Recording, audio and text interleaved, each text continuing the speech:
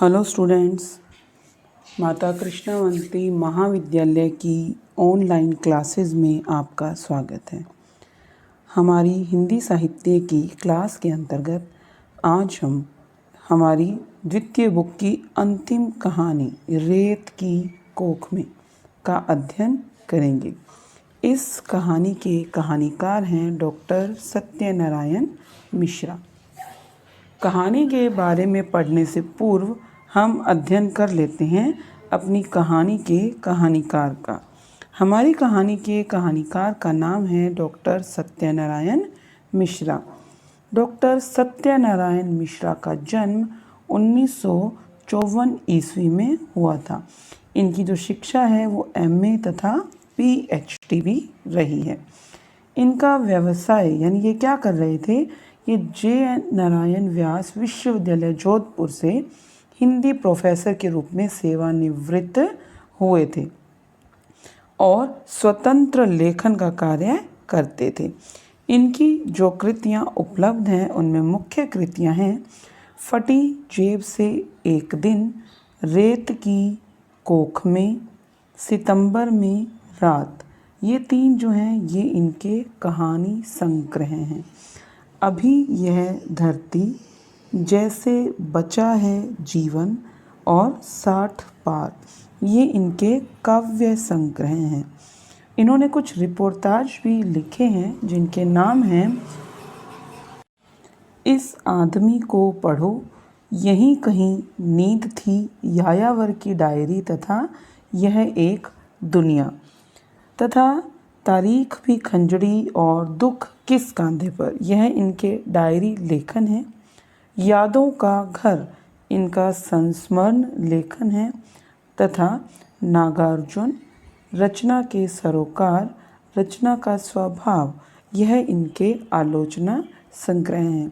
तो हम देख सकते हैं कि लगभग हर तरह की रचना पर कहानीकार ने अपनी लेखनी चलाई है। डॉक्टर सत्यनारायण मिश्रा जो है राजस्थान के अग्रणी लेखकों में गिने जाते हैं। उन्होंने स्वयं को अभावग्रस्त जनजीवन से जोड़ा है। इसका आशय यह है कि इनकी रचनाओं में जो अभावग्रस्त जनता है उसका दुख हमें दिखाई देता है। उनकी रचनाओं में भौगोलिक स्थितियों से उत्पन्न कष्टों से ग्रसित राजस्थान के गरीब आदमी का यास्त जीवन प्रतिध्वनित होता है। मतलब उनकी जो कहानियाँ हैं, उनकी जो अन्य रचनाएं हैं, उसमें हमें ये दिखाई देता है कि राजस्थान में किस प्रकार से जो इंसान है अपनी ज़िंदगी के लिए लड़ रहा है, गरीब आदमी किस तरह से अपने जीवन की त्रासदियों से जूझ रहा है, वो भौगोलिक परिस्थितियाँ किस प्रकार से आदमी के जीवन में कष्टों को उत्पन्न कर रही हैं। तो यही सारा जो भाव है वो हमें डॉक्टर सत्यनारायण की रचनाओं में दिखाई देता है और उन्हीं रचनाओं में हमें उस जीवन की जो तकलीफ़ें हैं, उस जीवन की जो पीड़ाएं हैं, वो अत्यंत ही सफलता से रेखांकित हुआ दिखाई देता है। उसी जीवन की भाषा को अपनाकर इन्होंने अपनी अभिव्यक्ति को अत्यंत सशक्त किया है। इनकी जो अभिव्यक्ति का माध्यम इतना अच्छा है कि इनकी रचनाएं बहुत ही स्वाभाविक लगती हैं। ऐसा लगता है कि डॉक्टर सत्यनारायण ने अपनी रचनाओं के लिए जिस भाषा का आविष्कार किया है वह स्वाभाविकता का पुट लिए हुए है। उनकी जो रचनाओं की पहचान है वह है डॉक्टर सत्यनारायण की भाषा। नेक्स्ट हम बात कर लेते हैं आज की कहानी के बारे में। आज की कहानी है रेत की कोख में। यह कहानी डॉक्टर सत्यनारायण की एक प्रतिनिधि कहानी है। इस कहानी में रेत यानी कहाँ है? राजस्थान में। तो राजस्थान के जीवन में रेत की कोख यानी राजस्थान के जीवन में कितनी कठोरताएं हैं, कितनी निर्बलताएं हैं, उनका चित्रण इस कहानी में किया गया है। इस कहानी में कहानीकार ने बड़ी ही कुशलता से राजस्थान के जीवन की जो भयावहता है उसको उकेरा है। इतनी अच्छी तरह से उन्होंने अपनी कहानियों में जीवन की भयावहता को दिखाया है कि पाठक उस रेत से भय आक्रांत दिखाई देता है। इस कहानी के अंतर्गत दो भाइयों का जीवन दिखाया गया है कि किस तरह रेत ने उनकी ज़िंदगी को सुखा दिया है। अब उनकी ज़िंदगी में कोई उल्लास, कोई खुशी शेष नहीं रही है। एक भाई है जो कि शहर में रहता है, एक भाई है जो अपनी माँ के साथ गांव में रहता है। लेकिन ये दोनों ही भाई जो हैं अपने जीवन की सुख सुविधाएं जुटाने में कामयाब नहीं हो पाए हैं। ना अपनी माँ के लिए आवश्यक सुविधाएं जुटा पाए हैं, ना उसके उपचार की व्यवस्था कर पाए हैं। माँ की मृत्यु होने पर छोटा भाई तो इस तरह से अवसादग्रस्त हो जाता है कि वो अब गांव में रुकना ही नहीं चाहते। सुख तो बड़े भाई को भी नहीं है, लेकिन अब वो कहाँ जाए। वो अब गांव में रहने का आदी हो चुका है, उन पीड़ाओं को झेलने का आदी हो चुका है, लेकिन अपने कारण वह अपने छोटे भाई को शहर जाने से नहीं रोकता है, क्योंकि उसके पास ऐसा कोई साधन नहीं है कि वो गांव में अपने छोटे भाई को सुखी रख पाए। वह छोटे भाई से केवल इतना आग्रह करता है कि अगर वो जाना चाहता है तो अवश्य ही चला जाए, लेकिन अपनी इस मातृभूमि को अपने मन में हमेशा जिंदा रखे। साथ ही वह अपने छोटे भाई को अपनी माँ की राख देता है ताकि वो पुष्कर सरोवर में उसे बहा दे। छोटा भाई उस कलश को ले तो लेता है, लेकिन वो कलश से पुष्कर के जल में राख बहाना नहीं चाहता। उसके मन की भावनाएं उसे घेर लेती हैं और इसी तरह कहानी का जो अंत है अनुभूतियों को लिए हुए है। पूरी कहानी में पसरा मौन उतना ही भयानक है जितना रेत भरा ये ऊसर प्रदेश, बंजर प्रदेश। मन में भी वही बंजर जो है दिखाई देता है, उत्साह कहीं पर भी दिखाई नहीं देता है। रेत ने किस तरह से सबकी खुशियों को ले लिया है, यही कहानीकार बताना चाहता है और बहुत ही अच्छे ढंग से कहानी जो है भावों को व्यक्त करने में सफल हो पाई है। अब हम विस्तृत रूप से कहानी की चर्चा कर लेते हैं। रेत की कोख में ये लू और धूप से झुलसे दिन थे, खाली और उजाड़ सीझे हुए दिन। सीझे यानी जैसे कुछ उबल रहा हो, इतनी गर्मी है उन दिनों में। गहरे सन्नाटे और कीर कीर में डूबे उस गांव में कुछ नहीं था। कीर कीर मतलब रेत के कणों में डूबे उस गांव में कुछ भी नहीं था सिवाय रेत और खाली पड़े खेतों के। पिछले 10-12 सालों से अपनी पहचान खोते चेहरों को मैं घरों के उतरते लेवड़े मतलब जो प्लस्तर है घरों का वो उतर रहा है, 2-4 बूढ़े दरख्तों के संग शिनाख्त कर रहा था। मतलब जो अब छोटा भाई गांव में लौट कर आया है, वो उस गांव का जायज़ा ले रहा है कि किस तरह से उस गांव में अब कुछ भी नहीं बचा है। 10-12 साल से वो देख रहा है कि इस गांव में जो चेहरे हैं वो कहीं खो गए हैं। मतलब इस गांव ने अपनी रंगत खो दी है। अब तो इंसानों के साथ साथ घर भी बूढ़े हो गए हैं। इस बीच मेरी अपनी शक्ल भी किसी पुरानी जंग खाई हवेली की दीवार फोड़कर उगे बड़ सी हो गई थी। मतलब इतने सालों बाद वो शहर से गांव लौटा है कि वो खुश तो नहीं नजर आ रहा है। उसके जो मन का उल्लास है वो भी खो चुका है। जैसे बहुत पुरानी जो हवेली है जो किसी समय चमका करती थी, अब वो इतनी भयानक सी हो गई है, खंडर हो गई है और उस दीवार में से कोई बड़ का पेड़ निकल आया है। वैसे ही मेरी खुद की शक्ल जो है इतनी बिगड़ी सी हो गई है। फिर भी मेरी अपनी धरती ने मुझे कांकड़ में घुसते ही अपने अंग लगा लिया था, समूचे गर्भ गुमान के साथ अपनापे के कल्ले फोड़ते हुए। मतलब फिर भी इस धरती में चाहे कुछ न बचा हो, लेकिन इस धरती में एक अपनापन था। कल्ले फोड़ना का मतलब है अपनेपन का एक अंकुर मुझे यहाँ से फूटता हुआ दिखाई दिया, जो कि मुझे अपने में समा लेना चाहता था। मेरी तमाम नसें तड़की हुई थी, जैसे किसी ने जरा सा छुआ और वे फूट पड़ेंगी। एक अकाल में मैंने इस धरती पर अपनी आंखें खोली थी और इस दूसरे अकाल में मेरी आंखें सूख गई थी। तब भी मेरे पास कोई शब्द नहीं थे सिवाय चीख के, और अब फिर एक सूखी चीख थी मेरे पास जिसके संग मैं लौटा था।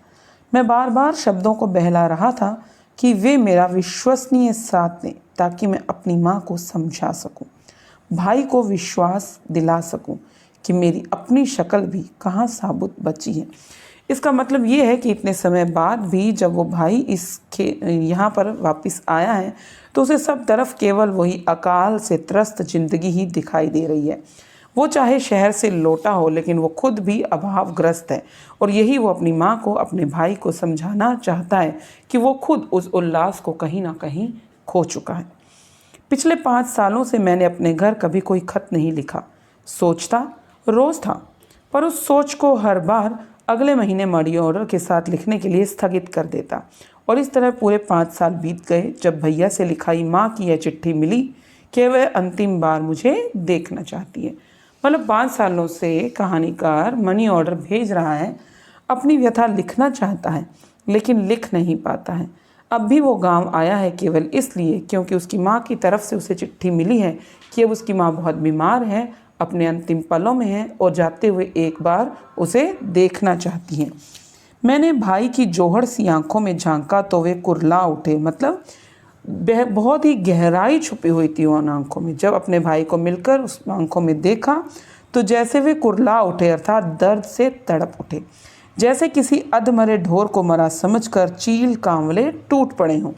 अचानक मैं भीतर बची हुई तमाम आशाओं के साथ सचेत हो उठा। अब तक सिर्फ अपने ही अंधकार से लड़ता आया था। कितने सारे लोग और हैं जो अपने सन्नाटे को तोड़ना चाहते हैं, पर एक दिन खुद टूट बिखर जाते हैं। शायद माँ और भाई ने इसी टूटने से पहले साबुत देखने की लालसा लिए मुझे बुलाया था। यहाँ पर कहानीकार यह कहना चाहता है कि खुद जो है इंसान जब किसी कमी से जूझ रहा हो तब वह अंदर ही अंदर टूटता जाता है, अंदर ही अंदर ख़त्म हो जाता है उस अंधकार से लड़ते हुए।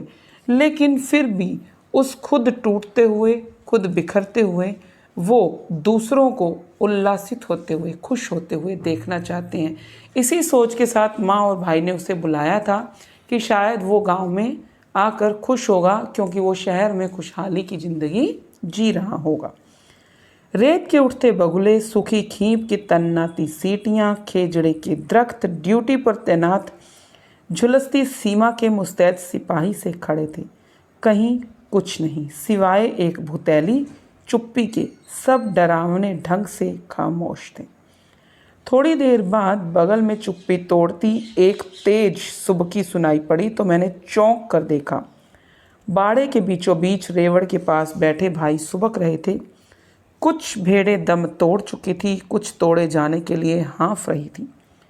उनकी गर्दन थामे रीढ़ से सने भाई खुद भेड़ बने फफक रहे थे। मतलब ये कि राजस्थान में जीवन है भेड़ बकरियों के संग, उन्हीं को चराने में, उन्हीं को पालने पोसने में और उन्हीं की ऊन बेचकर जो ज़िंदगी चलती है, उन्हीं के सहारे जो है रेत में ज़िंदगी निकल जाती है। अब भाई के पास भी कुछ भेड़ें तो थी, लेकिन उस रेगिस्तान में अब उनको ज़िंदा रखने का कोई आसरा नहीं था, क्योंकि वहाँ ना तो कुछ खाने पीने को था, ना उन्हें खिलाने पिलाने के लिए था। इसी बीच जो है भेड़ें धीरे धीरे ख़त्म होती जा रही थी और भाई जो है इसके लिए अफसोस कर रहे थे। मुझे लगा चौ तरफ एक मरी हुई बू लगातार मेरा पीछा कर रही है, समूचे जीवों को अपनी लपेट में लेती हुई। यही भाई जिसके संग मैं कभी सब कुछ उलटफेर करने का हौसला रखता था, फूट फूट कर रो रहे थे। मैं तड़फ उठा। इस समय कहानीकार अपने बचपन को याद कर रहा है और वो ये सोच रहा है कि अब सब कुछ चौतरफा, एक मरी हुई बू का मतलब है सब कुछ तहस नहस सा दिखाई दे रहा है, कहीं भी ज़िंदगी नहीं है, सब तरफ कठिनाइयाँ हैं, मौत का तांडव सब तरफ दिखाई दे रहा है। कभी ये होता था कि अपने बचपन में वही अपने भाई के संग बड़ी बड़ी बातें किया करता था कि इस ज़िंदगी को वो लोग बदल देंगे, लेकिन अब अपने भाई को फूट फूट कर रोते हुए देखकर छोटा भाई दर्द से तड़फ उठा, क्योंकि वह भी असहाय था, किसी भी रूप में उनकी मदद नहीं कर पा रहा था। मन में दुख के बफारे उठ रहे थे। असहाय सा मैं अपने ही कदमों पर लौटने लगा। पहली बार शहर जाते वक्त मैं माँ से लिपटकर खूब रोया था। तब नहीं जानता था कि वह रोना आज के लिए था। तब से एक कमेड़ी मेरे पाँवों के पास आकर गिरी। मैं फिर एक दुख से घिर गया, एक आवारा दुख से जो जन्म से मेरा पीछा कर रहा था, और अब मैं उसके घर फफेड़ दिया गया था। फफेड़ना मतलब धक्का मारकर अंदर भेज दिया जाना। अपने भाई को ऐसी स्थिति में देखकर कहानीकार जो है मन में दुखी हो रहा था, लेकिन वो बहुत असहाय था क्योंकि वो कुछ भी कर पाने की स्थिति में उस समय नहीं था। पहली बार शहर जाते वक्त वो माँ से लिपटकर बहुत रोया था, लेकिन तब वो ये नहीं जानता था कि वो इतना असहाय होकर वापस लौटेगा और फिर इस दुख से भरी हुई जिंदगी को देखेगा, क्योंकि इसी दुख से भागकर तो वो अच्छी जिंदगी की आस में शहर गया था, लेकिन वहाँ से वापस आकर वही दुख उसे फिर से मिला। ना तो वो शहर में सुखी हो पाया था और ना फिर से उस दुख में लौट आने के बाद उसे कहीं कोई खुशी की उम्मीद नजर आ रही थी। वे 10-20 घर ऊँग रहे थे, बरसों से एक ही पखवाड़े पड़े वे बल उठे थे। शायद इसीलिए उकस पकस होते एक एक कर उनकी जड़ें ढीली होती जा रही थी और मैं भौचक सा सरसाम की हालत में उनको एक खांचे में फिट करता जा रहा था, पर वे रह रहकर मेरी पकड़ से छूट रहे थे।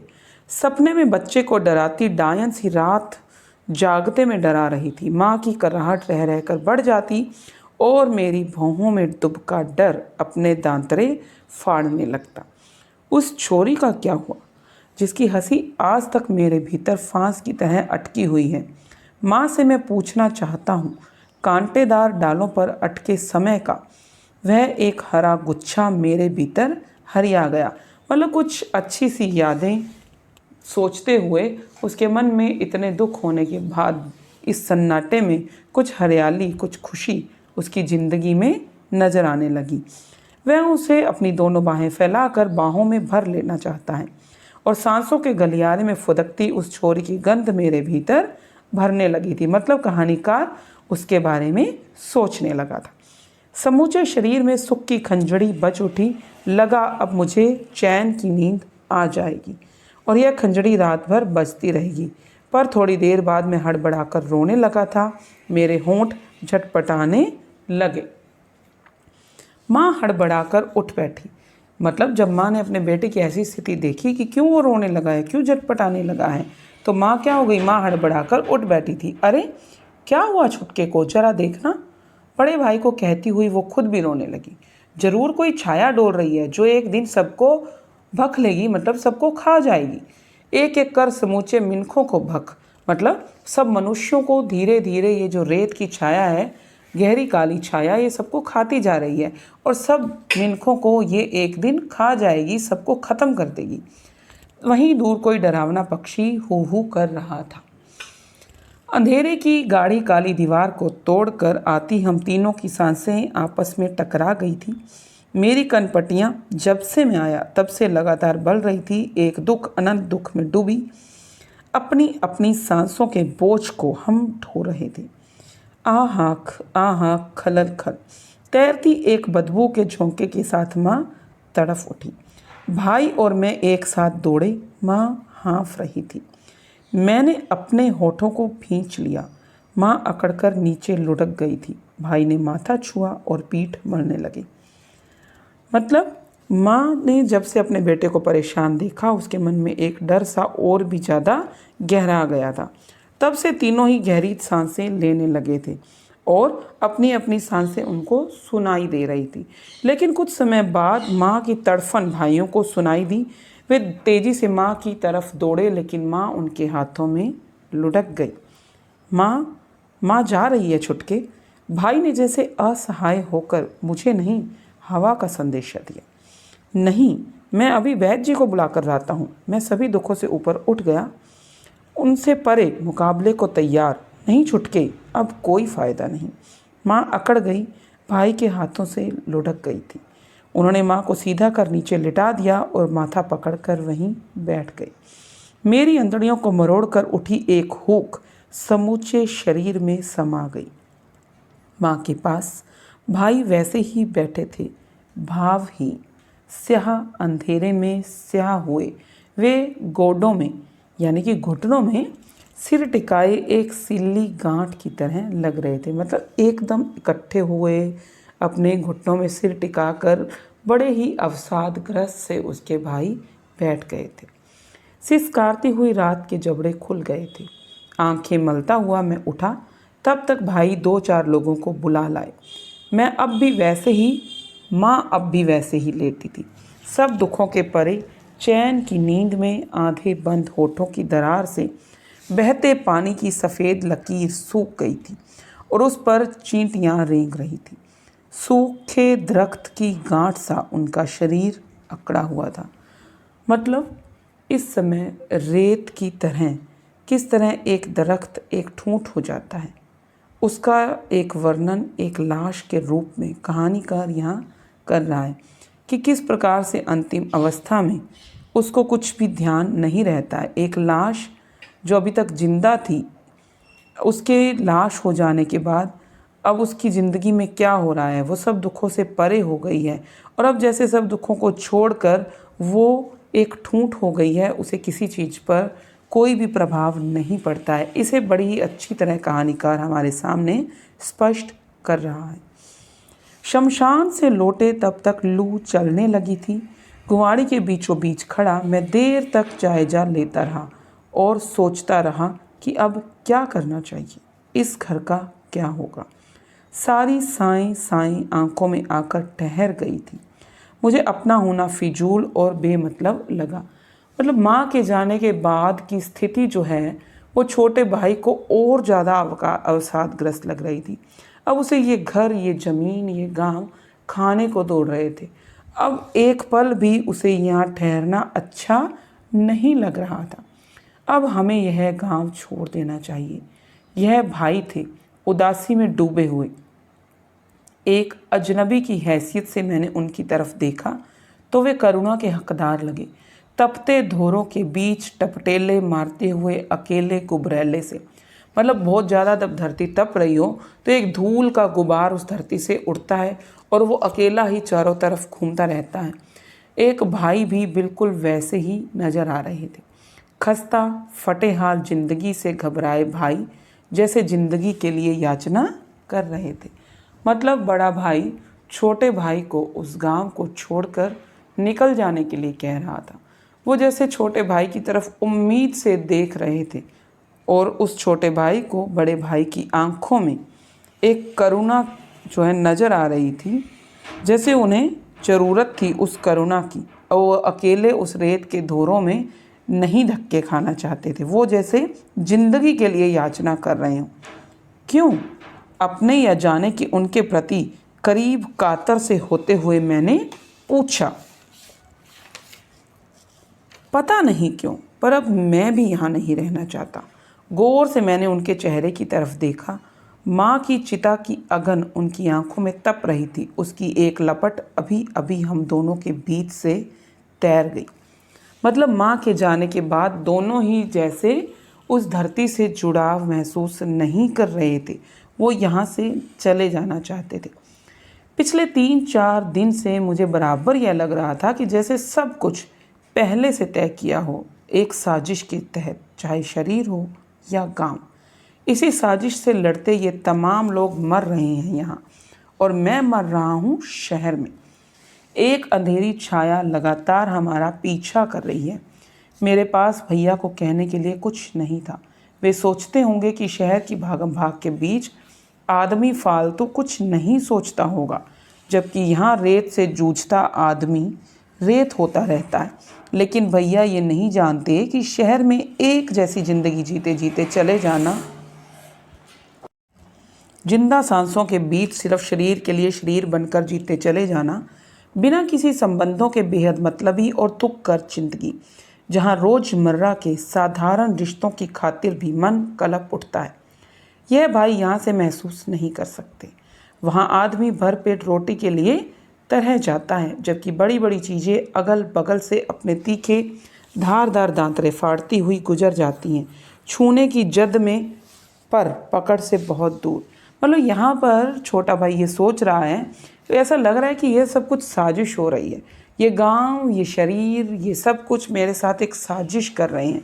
इन्हें क्या पता कि मैं शहर में कैसे जी रहा हूँ। ये सब लोग तो ये सोच रहे हैं कि शहर बड़ी अच्छी ज़िंदगी है, वहाँ पर सब लोग भागम भाग में हैं, दुखों की तरफ सोचने का किसी को कोई ध्यान ही नहीं है।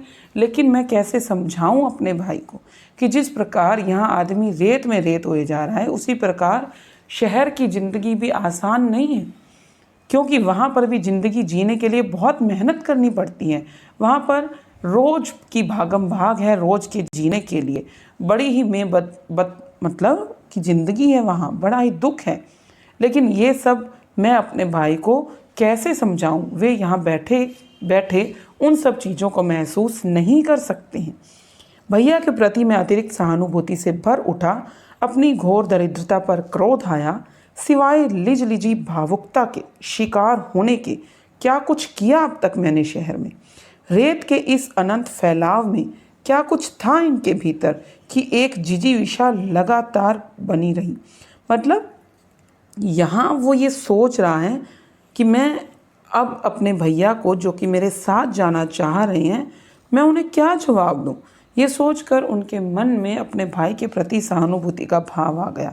लेकिन खुद की दरिद्रता पर गुस्सा भी आ रहा था, क्योंकि वो किसी भी हालत में अपने भाई को कैसे शहर ले जाता, क्योंकि वो खुद के लिए ही वहाँ पर रोटी पानी का जुगाड़ नहीं कर पाता था। तो भाई के लिए अब वो क्या करे? इस रेत के अनंत फैलाव में किस प्रकार से उसके भाई ने खुद को जिंदा रखा, जिजीविषा मतलब कैसे उसके भीतर जिंदा रहने की जो इच्छा है वो बनी रही। अब वहाँ जाकर तो वो इच्छा भी क्या हो जाएगी? समाप्त हो जाएगी। पता नहीं भाई की मेरे साथ शहर जाने की इच्छा की घबराहट थी, या माँ के इस तरह तड़पते हुए गुजर जाने की पीड़ा, या बापू के बेइलाज और भूख से मर जाने का अफसोस। मेरा जी घबराने लगा और अगले ही दिन यहाँ से चले जाने का निर्णय मन ही मन पक्का कर लिया, इस डर के साथ कि कहीं भैया साथ चलने का हठ ना करें। मतलब ये कि कहानीकार बिना सारी माँ की क्रियाएं किए ही पहले ही यहाँ से चले जाना चाहते हैं, क्योंकि उनको पता है कि किस तरह से उनकी माँ तड़पते हुए इस पीड़ा में चली गई और बापू भी बेइलाज चले गए। लेकिन वो फिर भी अपने भाई को साथ नहीं ले जाना चाहते, क्योंकि उसके पास कोई चारा ही नहीं है। वो क्या करे अपने भाई को साथ ले जाकर? इसीलिए माँ की अंतिम क्रियाओं से पहले ही वो वहाँ से निकल जाना चाहते हैं, ताकि उन्हें अपने भाई को अपने साथ ना ले जाना पड़े। अगले दिन मेरा निर्णय सुनकर भाई चुप हो गए, क्योंकि वो समझ गए कि मैं उन्हें साथ नहीं ले जाना चाहता हूँ। फिर इन्होंने कुछ कहा भी नहीं, पर उनकी लाचार आंखों में रड़कती रेत साफ देखी जा सकती थी। वे एक बोझिल सी हंसी हंसे और माथा पकड़कर वहीं जमीन पर बैठ गए, क्योंकि अब उनकी तो आखिरी उम्मीद भी टूट चुकी थी। वो इस रेत से निकलकर अपने भाई के साथ जाना चाहते थे, लेकिन भाई ने तो उन्हें पीठ दिखा दी थी।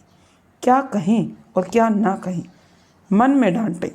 उनकी कचोट चुप्पी मुझे भीतर तक रेत रही थी। फिर कब आओगे? आओगे भी नहीं। वैसे भी अब यहाँ क्या रखा है? सब कुछ का तो भख ले लिया इस रेत ने, जीते जागते मिनखों का भख। मतलब ये भाई पूछ रहे हैं कि अब तुम यहाँ आओगे भी या नहीं, पर यहाँ आकर क्या करोगे? क्योंकि ये जो रेत है वो धीरे धीरे सबकी ज़िंदगी को ख़त्म करती जा रही है। इस रेत में ज़िंदगी जीने के लिए कुछ भी शेष नहीं बचा है। मेरे पास कोई निश्चित उत्तर नहीं था। मुंह फेरकर मैं घर को देखने लगा। काया धूल रही थी। मैं बचना चाह रहा था, पर बचने का कोई तरीका नहीं था, क्योंकि मैं सचमुच नहीं जानता था कि आखिर इस तरह लौटकर चले जाने का मतलब क्या था। कुछ स्पष्ट नहीं था। आने से पहले के पूर्व निर्धारित सोच के मुताबिक यहाँ कुछ नहीं दिखा। इसलिए यह स्वयं मेरे जीवन की अनिश्चितता थी। भैया को मैं साफ कुछ भी नहीं समझा सका था। जैसे तुम समझो, पर मुलक माटी को मत भूल जाना। माँ काकू नहीं है तो क्या, ये माटी तो है जहाँ उन्होंने सांस ली, सांस खोई। बहुत देर बाद उनके बोल फूटे और लंबी सांस लेकर वो खामोश हो गए। पीड़ा बरसाती धूप उनके चेहरे पर आकर बैठ गई, घायल तितरी सी डोलती हुई। वे बिलबिला उठे। मुझे लगा उनके भीतर कदम से एक मेक हुआ। मैं यदि यहाँ ठहर गया तो इनकी छाया मुझ पर भी डोलने लगेगी। मतलब अपने भाई के दुख से बिलबिलाते चेहरे का वो सामना करने की स्थिति में नहीं था। उनको ऐसा लग रहा था कि अगर मैं अपने भाई को इसी अवस्था में कुछ देर और देखता रहा तो कहीं मैं भी अपने जाने का जो मन मैंने बना लिया है उसका त्याग न कर दूं, अथवा बिना भाई के जो मैंने जाने का मन बनाया है कहीं मैं अपने भाई को साथ ले जाने की इच्छा को पैदा ना कर लूं। एक समूची जिंदगी के उतार चढ़ाव में रुलते बरस के बरस फिजूल में पसीज गए। मैंने सोचा था पूरी कोशिश के साथ रेत को अपनी कांख में दबाए उसके सुख दुख के बीच यह जिंदगी कट जाएगी, पर इस रेत ने किसी को नहीं बख्शा। ये सब इतना तकलीफ देह होगा मैंने नहीं सोचा था। रेत ने अपनी पहचान खो दी थी, शिनाख्त से इनकार कर दिया। उन लोगों को जो उसी की कोख में जन्मे थे और शहर में जहाँ मैं इतने सालों से रह रहा था, कतरा कतरा टूट रहा था। तमाम सारे लोग जो मेरे अगल बगल रह रहे थे, धुंधली आकृतियों के रिश्तों के साथ, एक कमरे से दूसरा कमरा बदलते हुए। बचपन में मुझे पढ़ते देखकर माँ हिलक उठती थी। शायद उसने सोचा होगा कि पढ़ने से कुछ ठीक होगा, यह जाने उसने क्या बुन रखा था अपने मन में, जिनके अनुसार वो मुझे ढालना चाहती होगी। लेकिन माँ इस बात से बिल्कुल अनजान थी कि ज़िंदगी में पढ़ाई ही सब कुछ नहीं, दूसरे ही नुस्खे होते हैं जिनके बल पर लोग सफल ज़िंदगी जीते हैं, बेपढ़े भी, जिनका पढ़ाई लिखाई से कोई सरोकार नहीं होता। रेत के टीले पर सूखी जड़ों वाले दरख्त से खड़े थे भाई। दोनों के बीच पसरी चुप्पी को तोड़ते हुए उन्होंने कहा, जा ही रहे हो तो माँ के फूल भी लेते जाओ, पुष्कर में ठंडे कर देना, आयतिया भी हैं। एक जलती सांस में उन्होंने जैसे जबरदस्ती इन शब्दों को दबोच कर मेरी तरफ फेंका हो। मुझे लगा कि एक के बाद एक भाई दुखों की गांठें मेरी तरफ सरका रही हों। लाइए, अपनी आवाज़ बोदी और पोली लग रही थी मुझे। मतलब ये कि अब भी अपने भाई को छोड़कर जाने के दुख के साथ साथ वो ये सहन नहीं कर पा रहे थे कि अब अपनी अपनी माँ को अंतिम विदाई भी उसे देनी पड़ेगी। इस चीज़ को सहन करना उसके लिए मुश्किल हो रहा था। वो इस दुख को उठाना नहीं चाहता था और भाई को हाँ करते हुए जैसे उसे अपनी खुद की ही आवाज़ बड़ी कमज़ोर, बड़ी बेदम सी लग रही थी, किसी दुर्बल पीड़ा की तरह थर थराती हुई। कितना कष्टकारी होता है वो क्षण जब आदमी को लगता है कि वह खुद अपनी गिरफ्त में छूटता जा रहा है, उसका अपना आपा लोप हो गया और वह अपने ही शरीर में किसी ओपरे आदमी की तरह रह रहा है, एकदम बेपहचाना। मतलब यहाँ पर छोटे भाई को ये लग रहा था कि जैसे वो खुद जो कर रहा है वो ये खुद नहीं कर रहा, उसके शरीर में जैसे कोई और रहने लग गया, वो खुद अपने बस में नहीं है, लेकिन वह मजबूर था ये सब करने के लिए। वो खुद को खुद ही बड़ा बेपहचाना लग रहा था कि कैसे वो खुद इन सब स्थितियों का जिम्मेवार हो सकता है, कैसे वो खुद अपने भाई को छोड़ कर जा सकता है, वो भाई जिसके साथ उसने बचपन बिताया था। इसीलिए वो खुद को खुद ही बड़ा ही बेपहचाना लग रहा था। माँ के फूलों की कलसी यानी कि कलश अपनी बगल में दबाए मैं एक अजीब से उनींदेपन के साथ खुद को आगे घसीट रहा था। मन में दौड़ रहा था पर बाहर से पांव रेत में धंसते ही जा रहे थे। मैं फिर अपनी जन्मभूमि से उखड़कर सैकड़ों मील दूर भाग रहा था। पानी और पानी, रोटी और रोटी, चौतरफा एक ही हुक कि किसी तरह जिंदा रह सकें। पर लोग अब सिर्फ आंखों में जीवित थे, एक दूसरे की टोह लेते हुए। चौतरफ अबोला, एकदम सुन्नेड़, अपनी जड़ों की पहचान खाते बचे खुचे रुख बोझे असहाय से खड़े थे। मतलब कहानीकार अपनी जन्मभूमि से उकता कर या परेशान होकर अपनी जन्मभूमि को छोड़कर जा रहा था। किस लिए? केवल रोटी और पानी की तलाश में, क्योंकि यहाँ पर इस रेत में अब जिंदा रहने के लायक कुछ भी नहीं बचा था। लोग जिंदा थे केवल अपनी आंखों की उम्मीद के सहारे, एक दूसरे की टोह लेते हुए यानी खोज करते हुए। लेकिन चारों तरफ एक अजीब सा सन्नाटा, एक अजीब सी साएं साएं पसरी हुई थी, क्योंकि जो रेत है वो एक एक करके सब मनुष्यों को खाती जा रही थी, अपने आप में समाती जा रही थी। लेकिन अपनी जिन लोगों ने अपनी पहचान पहले बनाई थी, अब वो असहाय हो रहे थे, वो कुछ भी करने की स्थिति में नहीं थे। माँ के फूल लेकर लौटते हुए मैं दहशत से भरा और उलझा हुआ था। मुझे लगा मिट्टी का एक रिश्ता जो माँ ने मुझे दिया था, उस रिश्ते को भी जैसे अब मैं तोड़ने जा रहा हूँ। मेरी अपनी ओल नाल को अपने हाथों खुरच रहा हूँ। पुष्कर की जगह मैंने फूलों को बड़े से रेतीले ढूह की खोख में अपने पंजों से एक गहरा गड्ढा खोद कर गाड़ दिया। रेत की समूची पवित्रता और प्राणता मुझ में भरती चली गई। मुझे लगा मैं ठंडी, पवित्र और अपनापे से भरी इस रेत के भीतर चल रहा हूँ।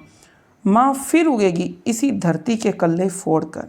रेत के गर्म फफोलों को पाँव से फोड़ता मैं एक आश्वस्ति के साथ आगे बढ़ने लगा। अंतिम में जो हमें कहानीकार है छोटे भाई के माध्यम से हमें ये बता रहा है कि छोटा भाई जो है माँ के फूल तो लेकर जा रहा था, लेकिन उसे लग रहा था कि माँ ने ही तो मुझे इस मिट्टी से जोड़ा था, तो अब मैं अपनी माँ को ही इस मिट्टी से कैसे दूर ले जाऊँ।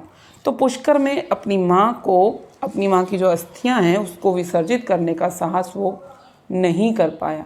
इसी कारण अपनी माँ को उस धरती से अलग वो नहीं कर पाया और अंत में अपनी माँ के फूलों को उसने वहीं उसी रेत में दफन कर दिया। तब उसे लगा कि शायद उसने अपनी माँ को इसी मिट्टी से जोड़ दिया।